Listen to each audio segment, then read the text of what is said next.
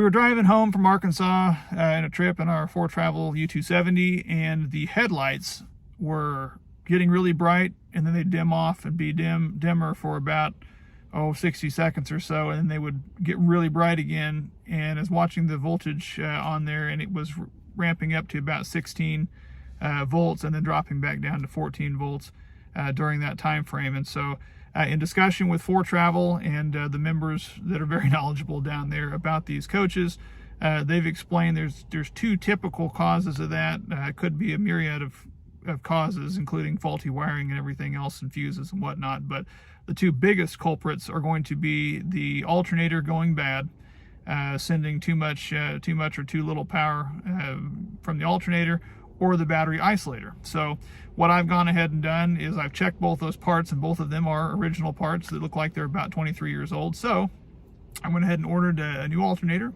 and a new battery isolator, and I'm going to be installing those. In this video, I will be doing the battery isolator, and in a different video I will be doing the alternator, and we will see if that doesn't correct the problem. The new battery isolator, direct from For Travel. Looks like it is a product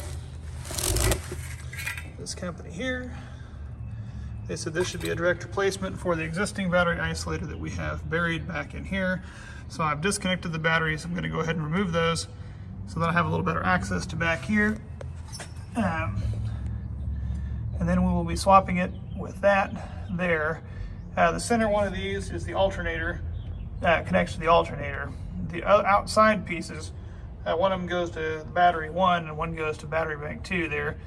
I'll have to kind of follow some cables and kind of make sure I'm getting this in there right, but should be able to get that squared away relatively easily just by testing a couple of things there. They've got some screws, looks like already pre-mounted up there, and it appears that they've given us some screw holes to attach onto there, so we'll see. It should line up pretty easy, but we'll have to give that the old college try and see if they do line up. Now that I'm looking at it, I'm not sure they do, so we may have to make some new screws. We'll have to see.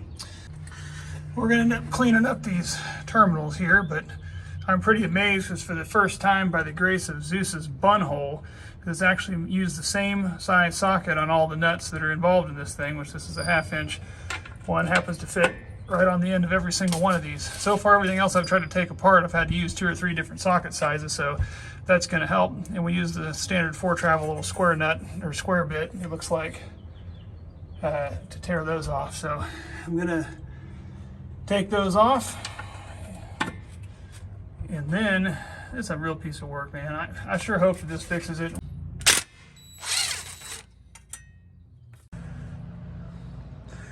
Yep, now that turn it around here so you can see it. Now that we've got this out of here, you can see they are set up exactly the same. One main battery is that post, alternator middle post, and the secondary battery at far post, which lines up exactly with the new ones. So we will go ahead and put this one in, top up, same way as that one came out, and get her cleaned up. I've gone ahead and purchased this little cheap brush from O'Reilly's just to get in there and clean up the terminals. So I'm going to go ahead and scrub the actual terminals there. Obviously those are brand new. And then once I attach those back on using the new hardware that's provided, I'm going to go ahead and squirt a little bit of this battery terminal protector over the top of it that says it prevents corrosion. It's going to go on red, so it's not going to look as attractive, but if it helps protect the top of the terminals, that kind of thing, it seals it on there.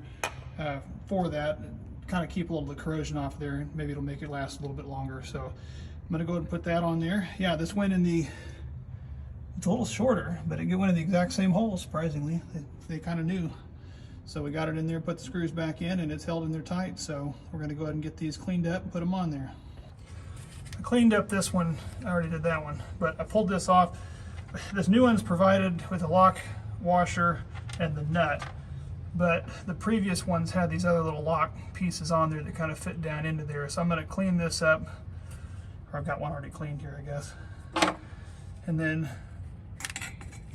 that's the one for the alternator with that piece on there. And using this new lock washer like that came off the old one, and that one back on there like that.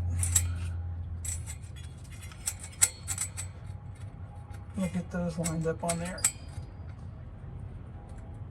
And get ready to crank that down, and then I'll do the last one. And then we'll get the batteries put back in. All right, we got all those cranked down on there, so we're gonna give it a quick shot of this.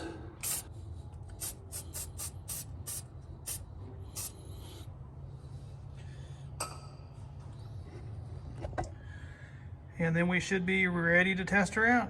We'll get the batteries put back in and throw away the old hardware. And a job well done, I'd say.